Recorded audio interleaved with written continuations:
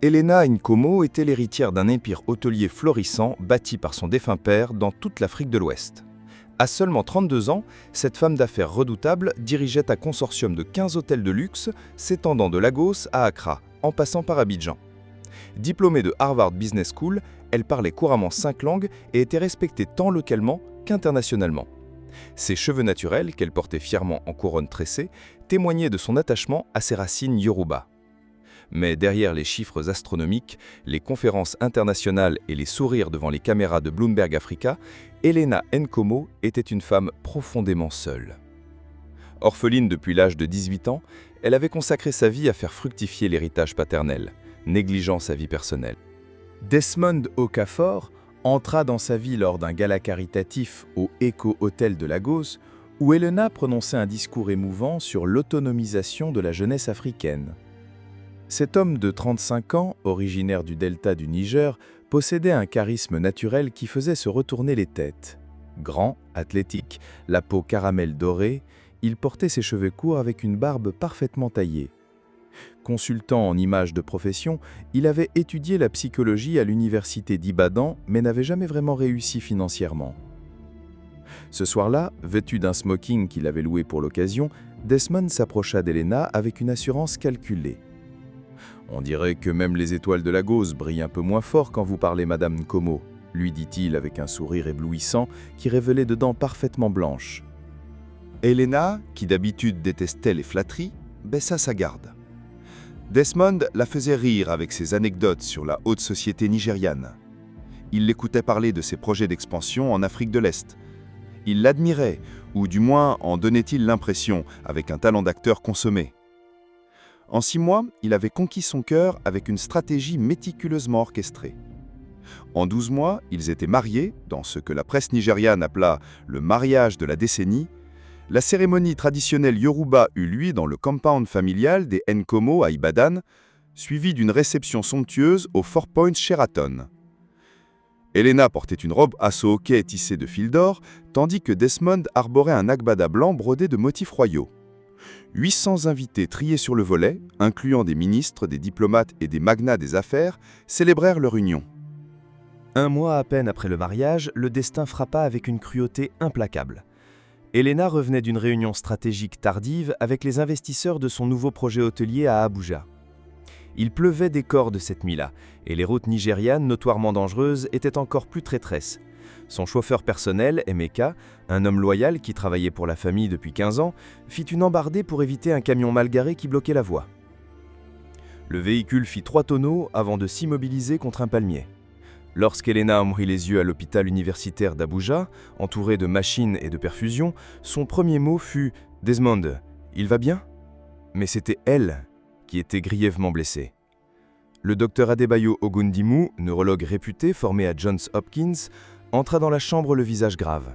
« Madame Nkomo, je suis désolé. Votre moelle épinière a été sévèrement endommagée au niveau des vertèbres lombaires. Vous ne pourrez plus marcher. » Pendant les premières semaines, Desmond joua parfaitement son rôle d'époux dévoué. Il pleura, la prit dans ses bras, lui jura qu'il serait là, quoi qu'il arrive. Mais petit à petit, son masque commence à glisser.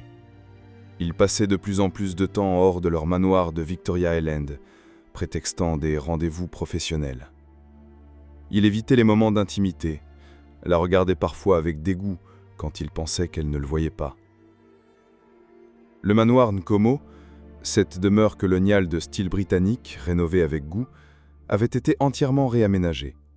Ascenseur privé, rampe d'accès, chambre médicalisée au rez-de-chaussée, avec vue sur la lagune de Lagos.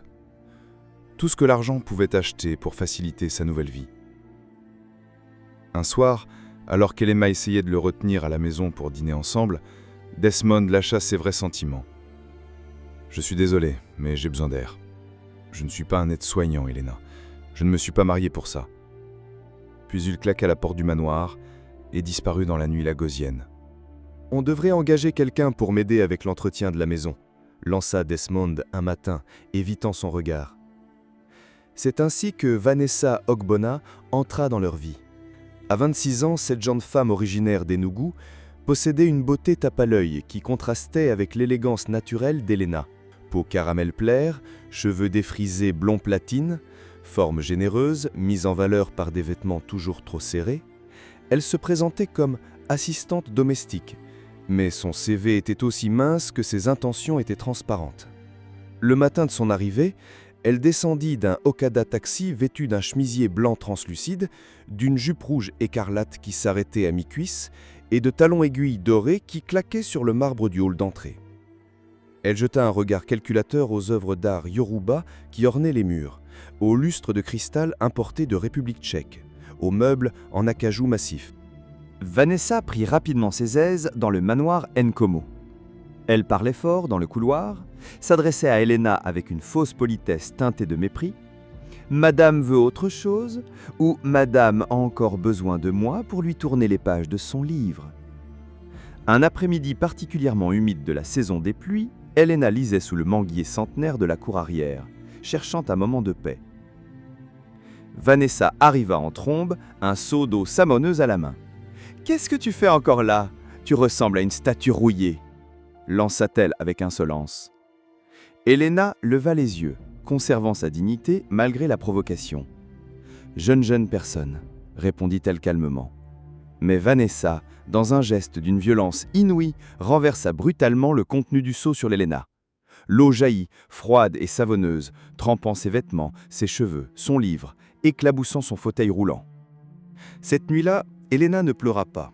Dans le silence de sa chambre réaménagée, elle se regarda longuement dans le miroir de sa coiffeuse en acajou sculpté. Trempée, humiliée, trahie, mais mentalement et spirituellement debout. « Tu m'as prise pour une faible, Desmond. Tu crois que je suis finie, mais tu n'as encore rien vu, » murmura-t-elle. Elena avait des ressources que ses tortionnaires ignoraient. Son réseau, construit au fil des années, incluait des personnalités influentes du gouvernement, de la justice, des médias. Son avocat personnel, Maître Gabriel Adebisi, était l'un des juristes les plus respectés du Nigeria. Mais surtout, Elena avait hérité de l'intelligence stratégique de son père et de la patience de sa grand-mère Yoruba. Chaque nuit, quand le manoir s'endormait, Elena ouvrait discrètement son ordinateur portable crypté, un MacBook Pro dissimulé dans un tiroir secret de sa coiffeuse. Elle copiait les enregistrements des caméras de surveillance qu'elle avait fait installer secrètement, sauvegardait tout sur des disques durs sécurisés. Maître Gabriel Adebisi était un homme de 58 ans, avocat formé à Cambridge, spécialiste du droit des affaires et des enquêtes discrètes. Respecté dans tout Lagos pour son intégrité, il venait au manoir sous couverture, se faisant passer pour un médecin de rééducation. Le détective privé Samuel Okwu, ancien commissaire de police reconverti, avait une réputation légendaire dans les milieux d'affaires nigérians. Ce que cet homme découvrit sur Desmond dépassait même les soupçons d'Elena. Tentative de revente de bijoux familiaux, transfert de fonds vers un compte à Dubaï, et pire encore, des consultations avec un notaire véreux pour faire déclarer Elena mentalement inapte. « Madame Como, ce que vous montrez est accablant », déclara Maître Adebisi lors d'une rencontre secrète. « Mais il me faut plus de preuves pour une victoire totale. » « Je ne veux pas une simple séparation, » répondit Elena avec une détermination glaciale. « Je veux la justice complète. Je veux qu'ils comprennent ce que c'est d'être abandonnés, méprisés. Je veux les voir tomber. Et je veux que ce soit parfaitement légal. » Vanessa se croyait au sommet. Desmond lui avait acheté une montre Cartier, promis un voyage aux Seychelles, parlé mariage. Dès que cette histoire avec Elena est réglée, tout sera à mou. Le manoir, l'entreprise, l'argent. Mais ce qu'elle découvrit en fouillant le bureau d'Elena la glaça d'effroi. Tous les documents étaient au nom d'Elena Nkomo. Pas une trace de Desmond. Structure de contrôle, Nkomo Group. Actionnaire principal, Elena Nkomo, 95%. Son cœur se mit à battre à la chamade. Ce soir-là, elle confronta Desmond dans leur chambre clandestine. « Tu m'as menti! Tu m'as fait croire que tout était à toi !»« C'est temporaire, Vanessa. Une fois qu'on l'a fait passer pour folle, le notaire me nomme gestionnaire légal. » Mais ce qu'ils ignoraient, c'est qu'Elena avait tout entendu depuis le couloir. Un micro-enregistreur clignotant doucement dans sa main. La découverte de la vérité rendit Vanessa plus dangereuse encore. Si elle ne pouvait avoir l'Empire, elle ferait en sorte qu'Elena disparaisse. Elle subtilisa dans la pharmacie personnelle de Desmond une substance puissante, un médicament psychotrope, qui provoquait hallucinations et délire. Un soir, elle prépara une tisane au gingembre, tradition réconfortante yoruba, et y glissa la poudre mortelle. « Je vous ai préparé une infusion, madame. Ça vous aidera à mieux dormir. » Mais Elena, grâce aux caméras de surveillance installées dans la cuisine, avait tout vu. Elle avait discrètement remplacé la tisane par un placebo et attendu.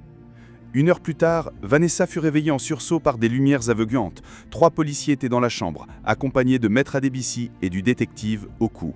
« Vanessa Ogbonna, vous êtes en état d'arrestation pour tentative d'empoisonnement. » La salle du tribunal de Lagos était bondée ce matin-là.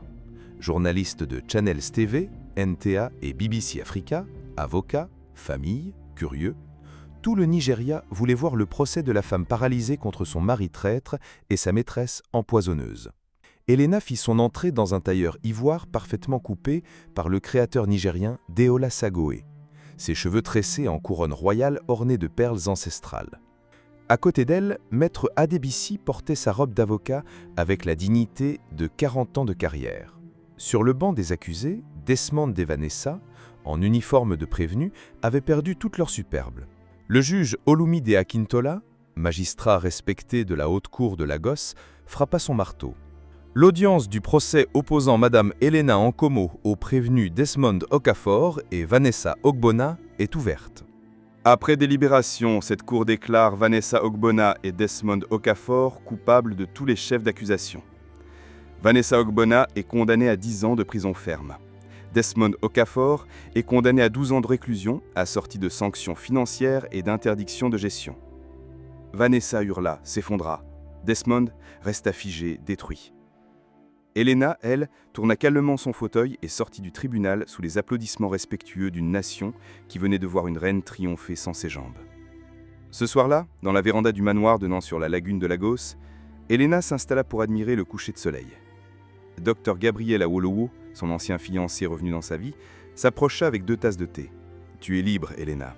Vraiment libre. » Elle hocha la tête. « Je ne vis plus dans la vengeance, Gabriel. Je vis dans la vérité. Et si on vivait dans l'amour maintenant ?» Elle sourit doucement. « Laisse-moi encore un peu de silence. Mais reste, ne pars pas. » 5 ans plus tard, Elena Nkomo avait non seulement reconstruit sa vie, mais révolutionné l'industrie hôtelière africaine. Son empire s'étendait désormais sur 20 pays. Elle avait créé la Fondation Nkomo pour l'autonomisation des femmes handicapées, lancé un programme de bourse pour étudiants défavorisés et épousé Gabriel dans une cérémonie intime. Un miracle médical lui avait permis de retrouver partiellement l'usage de ses jambes. Mais même debout, elle gardait parfois son fauteuil roulant, symbole de sa résurrection. Dans le jardin du manoir, devenu un centre d'accueil pour femmes en détresse, des enfants riaient. Des fleurs poussaient librement. Et au centre de cette renaissance, Elena Nkomo, femme debout dans l'âme, prouvait chaque jour qu'une reine ne tombe jamais vraiment. Elle se relève, transformée par l'épreuve, plus forte que jamais.